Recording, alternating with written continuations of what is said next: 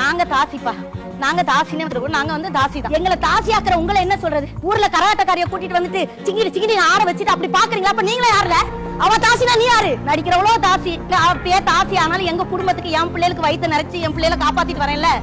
உன்ன மாதிரி குடிச்சிட்டு ஊரழிஞ்சு சீரழியில பொம்பளை அந்த மார்பகத்தை அறுத்துருவேன்னு சொல்லியிருக்கான். இந்த மார்பகத்தை நீ அறுத்துறேன்னு ஒரு தடவை சொன்ன. அது வந்து ஒரு ஜாதி பேரை சொல்லி, அது எங்க ஜாதி, ஜாதி முத்திரை குத்த வேண்டாம். பொம்பளைக்கு மார்பகம் எதுக்கு கடவுள் கொடுத்துருக்கான்? நான் தாய்ப்பால் கொடுத்து இன்னொரு உயிரை வளர்க்கறதுல தானே கொடுத்துருக்கான். அதை அறுத்தா பண்ணி அம்மா மார்ல பால் குடிச்சா என்ன குடிச்ச கேக்குறேன். இன்னைக்கு கேக்குறேன் நானு.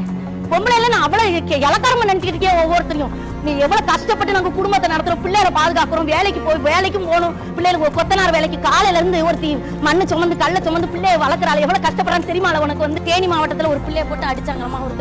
ஒருத்தன் கேள்வி கேட்கல. ஏன்னா நீங்களே எதுக்கு ஆம்பளை வேட்டியை கட்டிட்டு அழகிறியன்னு கேட்கிறேன். அவ வந்து அக்காவோ தங்கச்சி என்ன தப்பு வேணாலும் பண்ணிருக்கேன், நீ பண்ணாத தப்பாயே நாங்க பண்ணிட போறேன்னு கேட்கிறேன். அப்ப அந்த பிள்ளைய போட்டு ஒருத்தர் அடிக்கிறேன். எங்களுக்கு உடம்புல பலம் இல்ல, அதுதான் சொல்றேன். எங்களுக்கு பலம் இருக்குன்னு ஒரு நம்ம கதைக்கு வேணா சொல்லலாம். நான் இன்னைக்கு ஆம்பளைய அடிச்சேன்னு. இப்ப ஆம்பளை என்னால அடிக்க முடியுமா? நடுத்தர தீபா போய் அடிக்க முடியுமா? அப்ப என் புருஷன் அடிச்சா நான் வாங்கதான் செய்ய முடியும். அப்ப கடவுள் என்ன எதுக்கு படைச்சிருக்கானா? ஆம்பளை உனக்கு வீரத்தை கொடுத்தது எதுக்காக? என்ன நீ பாதுகாக்கணுங்கிறதுக்காக. என்ன அடிச்சு சித்திரவதை பண்றதுக்காக இல்லாத நான் சொல்றேன். உங்களுக்கு தெரிஞ்சுக்கங்க, பொம்பளையில சித்திரவதை பண்ணாதீங்க, அது பெரிய பாவம்.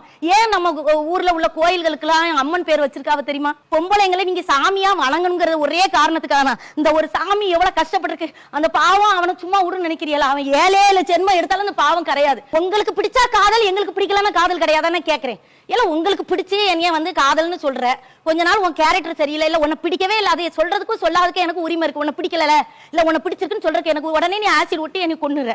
அதனால உனக்கு என்ன கிடைக்க போகுது? நீயும் வாழ்க்கையை அழிச்சுக்கிட்டு உங்க அம்மா அப்பா நாளைக்கு உனக்கு கஞ்சி ஊத்துவாங்கன்னு எதிர்பார்த்துட்டு இருப்பாங்க. அதையும் நீ அழிச்சு என்ன சாதிக்க போற? உங்களை எவனாவது ஏமாத்திட்டு போயிட்டா கூட அவன் வர்ற வரைக்கும் வருவான், இன்னைக்கு வருவான், நாளைக்கு வருவான். அப்ப நாங்க மனுஷங்க கிடையாது, எங்களுக்கு உணர்வுகள் கிடையாதா, உணர்ச்சிகள் கிடையாதா? ஆம்பளைகளுக்கு மட்டும் தான் எல்லாமே இருக்குமான்னு நான் கேட்கிறேன். அவங்களுக்கு செக்ஸுவல் ஆசை இருக்கிற மாதிரி எனக்கு இருக்காதா?